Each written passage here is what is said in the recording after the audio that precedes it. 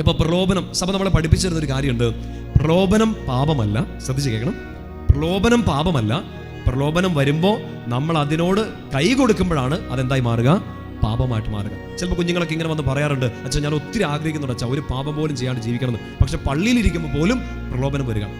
പള്ളിയിലിരിക്കുമ്പോൾ പാപം ചെയ്യാന്നല്ല പറയുന്നത്, പള്ളിയിലിരിക്കുമ്പോഴും പ്രലോഭനം വരും. എൻ്റെ പ്രിയപ്പെട്ട സ്വരങ്ങളെ, വചനം പറയുന്നില്ലേ, വിശുദ്ധ സ്ഥലത്ത് അശുദ്ധ ലക്ഷണങ്ങൾ. നോക്ക്, നിങ്ങൾ പള്ളിയിലിരുന്നാലും നിങ്ങൾക്ക് പ്രലോഭനം വരും. ഇപ്പൊ ഇവിടെ ഇരുന്ന് ഉറങ്ങാൻ തോന്നുന്നില്ലേ?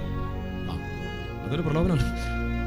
ഈശോ പറയുന്നുണ്ട് മർക്കോസിന്റെ സുവിശേഷം 14-ാം അധ്യായത്തിൽ, നിങ്ങൾ ഉണർന്നിരിക്കണം എന്നാ പറയുക. ഇവിടെ ഇരുന്ന് ഉണർന്നിരിക്കാനല്ല പറയുക, ഉണർന്നിരുന്ന് നിങ്ങൾ പ്രാർത്ഥിക്കണം എന്ന് വെച്ചാൽ പ്രലോഭനത്തെ ചെറുക്കാൻ. പ്രലോഭനം വരില്ലെന്നല്ല, നിങ്ങൾ എത്ര വിശുദ്ധ സ്ഥലത്ത് നിന്നാലും പള്ളിയിലിരിക്കുമ്പോൾ പോലും പ്രലോഭനങ്ങൾ വരാം. നോക്ക്, നിങ്ങൾ കഴിഞ്ഞ ആഴ്ച നിങ്ങളുടെ ഇടവക ദേവാലയത്തിൽ പോയി ഫാനിന്റെ ലീഫ് നോക്കി, 3 ലീഫേ ഉള്ളൂ. ഈ ആഴ്ച പോയി നോക്ക്. ഈ ആഴ്ച നിങ്ങൾ പോയി നോക്കും. അച്ഛൻ കുർബാന ചെല്ലുന്ന സമയത്ത് നിങ്ങളുടെ വിചാരങ്ങൾ ഉന്നതത്തിലേക്ക് ഉയരട്ടെ എന്ന് പറയുമ്പോൾ 3 ലീഫ് തന്നെയാണല്ലോ.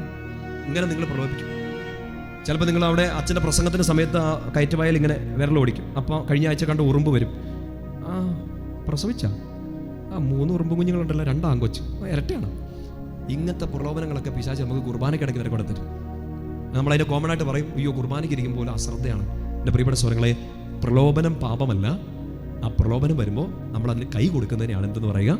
പാപം എന്ന് പറയുക. ചേർന്ന് പറഞ്ഞേ ഹല്ലേലൂയ. അപ്പം നമ്മൾ അതിനെ ചെറുക്കാനുള്ള ഏറ്റവും പ്രധാനപ്പെട്ട കാര്യം ഉണർന്നിരിക്കുക, ആക്റ്റീവായിരിക്കുക, പ്രാർത്ഥിക്കുക.